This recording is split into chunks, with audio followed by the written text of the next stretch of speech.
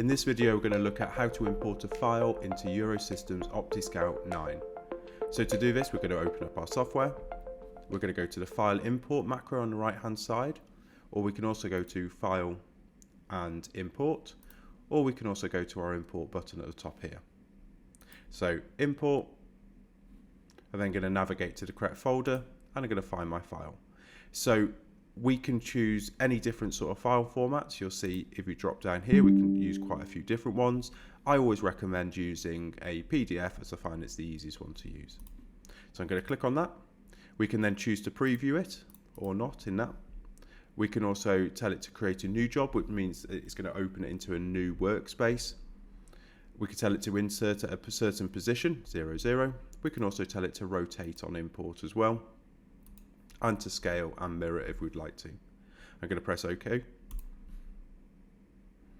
That then opens up our file, and we can see that this job here has got registration marks on it, as it's got the circle with the crosshair through it. We can also see it's created a layer for that, and we've got a cut line, which is this magenta layer here as well.